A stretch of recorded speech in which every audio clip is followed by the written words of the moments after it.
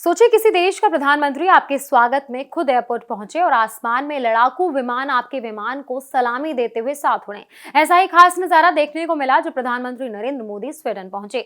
Gothenburg airport पर उनका जोरदार स्वागत हुआ और पूरे दौरे पर दुनिया की नजरें टिकी हुई हैं। आखिर इस दौरे में क्या खास है और भारत को इससे क्या फायदा होने वाला है, चलिए समझते हैं। प्रधानमंत्री नरेंद्र मोदी इस समय 5 दिन के विदेशी दौरे पर हैं। इस दौरे की शुरुआत यूएई से हुई, फिर वो नीदरलैंड पहुंचे और अब स्वीडन के 2 दिन के दौरे पर हैं। जैसे ही प्रधानमंत्री मोदी का विमान स्वीडन की सीमा में पहुंचा, वहां की वायुसेना के ग्रिपेन लड़ाकू विमानों ने उनके विमान को एस्कॉर्ट किया। ये किसी भी विदेशी नेता के सम्मान और सुरक्षा का खास तरीका माना जाता है। इससे पहले यूएई में भी पीएम मोदी के विमान को F-16 लड़ाकू विमानों ने एस्कॉर्ट किया था। स्वीडन के गोथनबर्ग एयरपोर्ट पर स्वीडन के प्रधानमंत्री उल्फा क्रिस्टर्सन ने पीएम मोदी का गर्मजोशी से स्वागत किया। दोनों नेताओं के बीच इस दौरे में कई अहम मुद्दों पर बातचीत होने वाली है। इस यात्रा का सबसे बड़ा फोकस भारत और स्वीडन के बीच व्यापार और नई टेक्नोलॉजी में सहयोग बढ़ाना है। दोनों देश green technology, artificial intelligence, startup, रक्षा, अंतरिक्ष और जलवायु परिवर्तन जैसे क्षेत्रों में मिलकर काम करना चाहते हैं।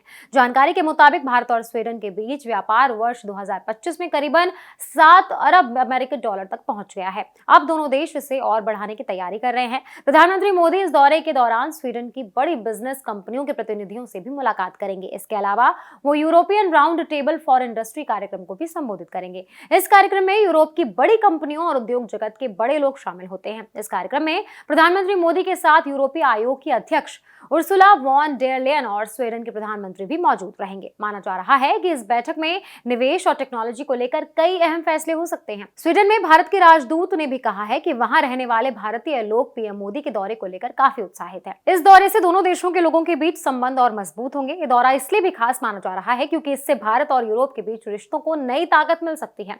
दुनिया में तेजी से बदलते हालात के बीच भारत अपनी वैश्विक साझेदारी को मजबूत करने की कोशिश कर रहा है। प्रधानमंत्री मोदी इससे पहले साल 2018 में नॉर्डिक समिट के दौरान स्वीडन गए थे, लेकिन इस बार का दौरा व्यापार, टेक्नोलॉजी और रणनीतिक साझेदारी के लिहाज से काफी अहम माना जा रहा है। अब सबकी नजरें इस बात पर हैं कि इस दौरे से भारत को कितने नए निवेश और कितनी नई टेक्नोलॉजी साझेदारी मिलती है।